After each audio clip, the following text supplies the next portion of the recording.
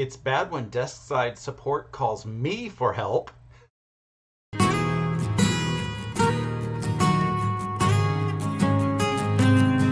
And it happened to me this week. Hi, and welcome to Quilt Meets World, where we have adventures in piecing and joy.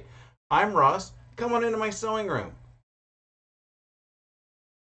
Work was a little silly this week. The first thing that happened was I got a text from one of my Helpdesk friends asking if I was in the office. It was a little strange, but I like to help people when I can. And he said that they had a strange Excel problem come in and nobody knew what was going on. And I'm the best person he knows with Excel. I wanted to get away from my desk, so I said, okay, I'll come take a look. When I got there, another friend was at the tech bars asking assistance for something else. So I was happy to say hi to him, chit chat for a minute. We set up a coffee thing for after QuiltCon just so that we can do catch up, even though I don't drink coffee, but still. And then I went to go look at the computer with the Excel issue, and I was befuddled. What was going on was they would scroll all the way like to the big letters, and it would just scroll all the way back to the beginning. I was like, this doesn't make any sense. So I just, started looking. I was like, okay, were there any new add-ins? Was there anything here? And everything looked to be basically normal. So I started fiddling for a second, and then I said, it's not Excel. And he was like, what do you mean? And I said, when you move the mouse cursor off of Excel, it doesn't do anything. When you put it back onto Excel, it starts moving things. So that means that there's something going on with either the mouse driver or the mouse dongle or something with the hardware or something. And we got the dongle unplugged and everything was fine. So those little tiny dongles that are plugged into your USB port, they do go bad every now and then. Don't know why, don't know how it happens. I had one go bad a few years ago. It was randomly putting in characters onto my screen. So I knew that there were weird things I can do. But, dongles can go kaputs, and I saved the day, even though it wasn't an Excel problem. Also at work, I had a meeting where I got to yell at some of the outsourced team and telling them why it was important to get my environment refreshed the way that I told them to do it a week ago. I told them, 3 weeks ago that we needed to have all of these things refreshed, and they just kept saying, eh. And, they flat out lied, saying that they hadn't heard that this needed to be refreshed before. And I said, no, we had this conversation. And he goes like, well, maybe I wasn't paying attention.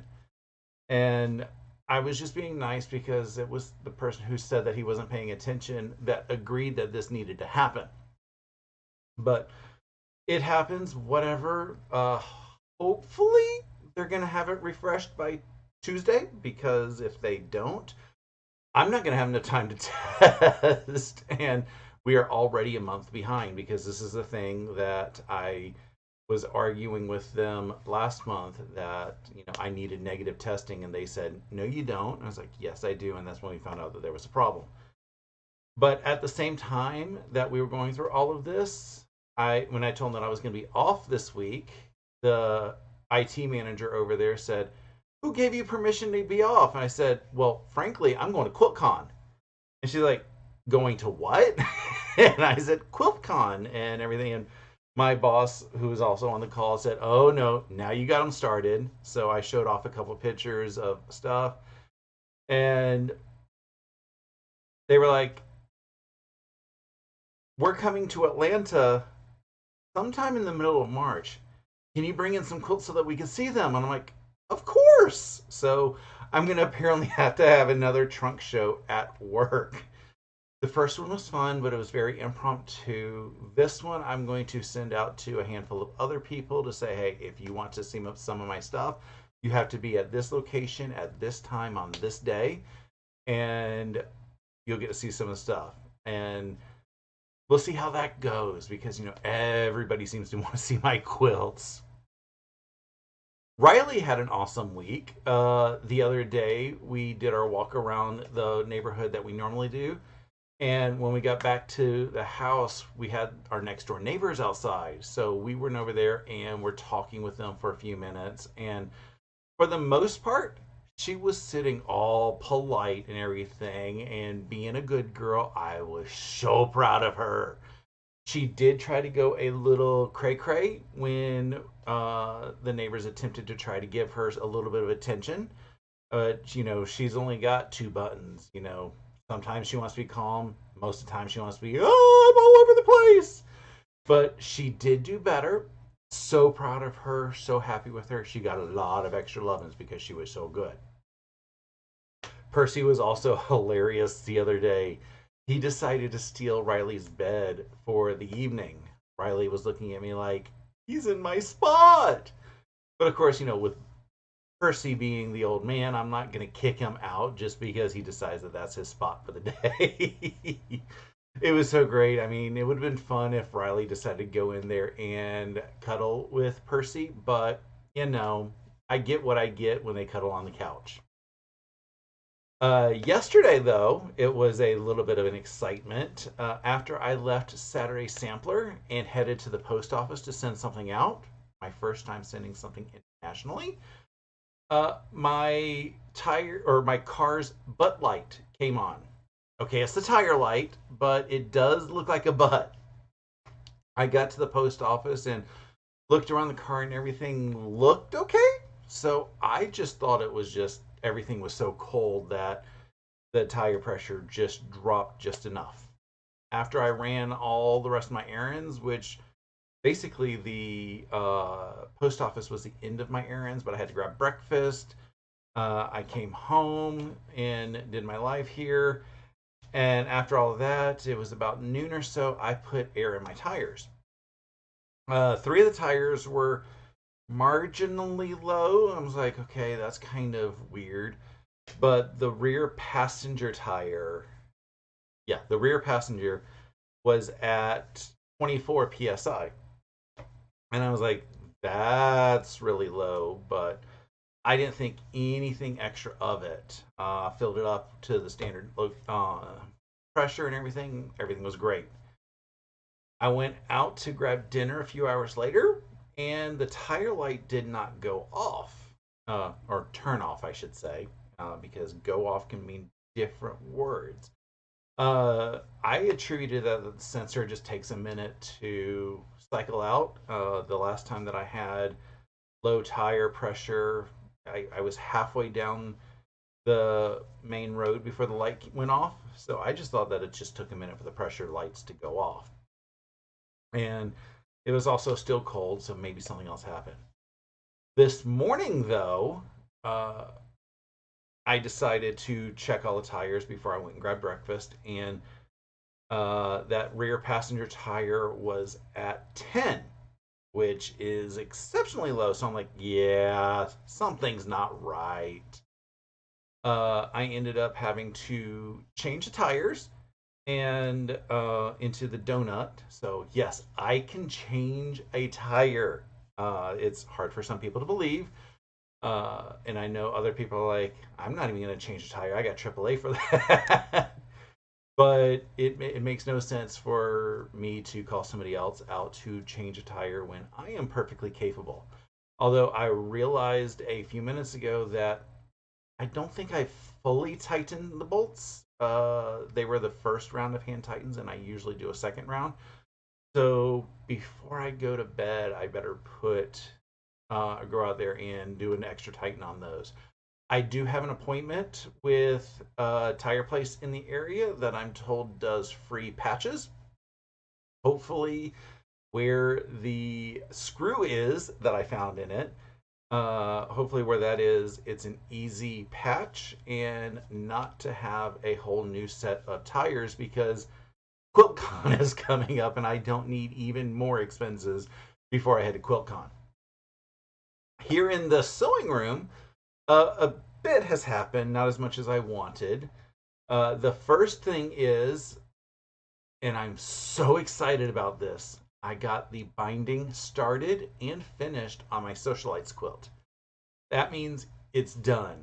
I did machine binding because I realized 400 inches is a lot of inches to hand bind. And yeah, it takes, I think a baby quilt, which is, I'm going to say 150 inches, takes me about 2 days or 2 evenings to do. So if it's 150 for 2 days, that means 400 would probably take me over a week. And my poor eyes would be aching after that and all that. So I just machine bound it. And I folded it up, packed it up, and I still hadn't seen what it looks like in its entirety. But that did change at Saturday Sampler. But more about that in a minute. Wednesday evening, because I'm doing things a little chronologically, my friends Stephanie of Quilting with Stephanie Stitches, Shannon of Slay Art, Stephen and Walter of The Idiot Quilter, and myself were on Stephanie's channel for this month's episode of the Social Review. We talked about projects that meant something to us. There are a bunch of awesome stories there and a lot of awesomeness for the quilts that they showed. But at the end, I think we all felt a little inferior to Walter's quilt that he showed. That thing was incredible. If you haven't seen that episode, I have a link to the video in the description below. Friday night, a group of us worked on Clue 1 of the Tree of Life Puzzle Mystery Quilt. It was done on a private Zoom, so we don't have any videos of those shenanigans out here on YouTube. But I did manage to get both of my clues done during that Zoom.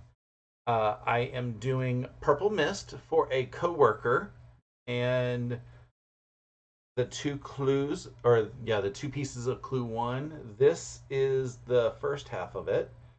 I love the purples that are in there, or maybe that was, and then the other piece was this, which looks incredible.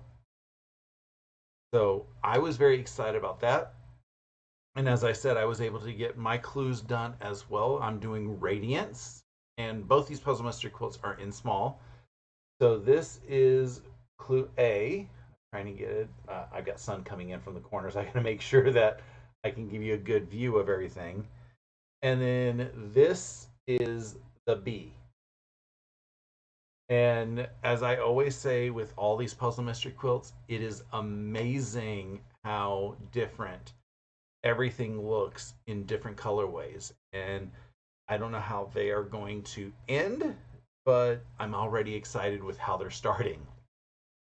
And then finally, on Saturday morning, on my 11sies, I was working on the Fort Worth Fabric Studio Matters of the Heart Quilt Along.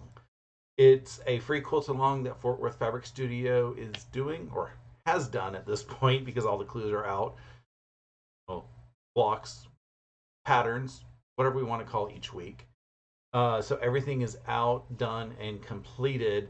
So the week 4 was released on Monday, and yesterday, Saturday, I started doing all the pieces together. I've got everything pieced except for the final border. And to show it off, see if I can step back just enough. It's pretty big. I don't have the final border on yet. There is one border of the white that is going to go on, and with all the tire woes and everything that has happened since yesterday, I have not had a chance to get those borders on. But hopefully I will be able to get the borders on while this video is compiling.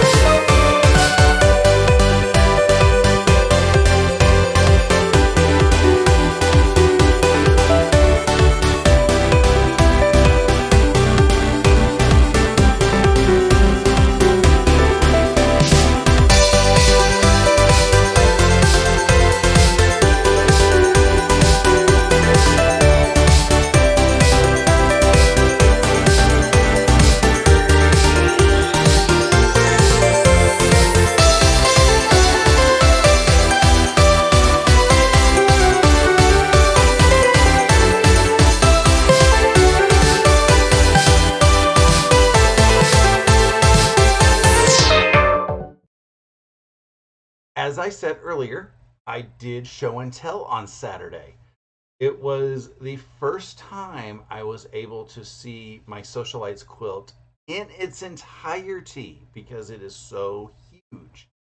When Stephanie gave it to me at her retreat, we opened it up part way because, again, it's 99 by 99. We were at the retreat, had no easy way to show everything. So I just said, I love the stitching. I'll look at it later. As I was putting the binding on, I only had chunks of it available to see. And when I folded it up after putting the binding on, I still only was able to really see about a quarter of it. So when I showed it at show and tell, I was like, oh, this is gorgeous. And everybody loved it. I do need to get it up onto my bed, but at the same time, with the whole quilt show that I was talking about, or yeah, quilt trunk show, I will probably keep it off my bed until the middle of March. And then at that point, I'm sure Percy is really looking forward to putting all of his cat hair all over the quilt. I have no goals for this week. QuiltCon is this week, and I am leaving Wednesday for it. So that really doesn't leave me much time to get things fully worked on. Which also leads me into my 11Z's Live. Normally I go live at 11 a.m. on Saturdays, but I don't think I will make this live because of QuiltCon. I'm going to try to take some footage and compile it together while I'm there. And I may or may not be able to get a video up while I'm at QuiltCon, but we will see what happens. So I apologize in advance. Don't expect anything on Wednesday, or well, on Wednesday, Saturday for a live. I have heard that Steven is doing his pop-up sew day on Saturday, so go join that. That'll be just as much fun. And I've heard some of you kind of do double dipping. So this way Steven can't complain no anybody is double dipping. I will return on Sunday afternoon. So I should have time to get my weekly vlog up next week. I may probably look a little ragged, but I will get it all put together. And if I don't do anything for a QuiltCon video on Saturday, I will definitely have a larger QuiltCon video. Probably not in my weekly vlog next week, but maybe sometime in the middle of the week next week. We'll have something out there for you. But that's going to be about it for today. Thank you so much for watching. If you are not already, please consider subscribing to my channel and definitely liking the video if you like what you saw. It doesn't cost you anything, and it lets YouTube know that you guys enjoy my content to kind of push me out to other people. I hope you have a wonderful rest of your day and an awesome week. Until next time, stay happy and keep stitching.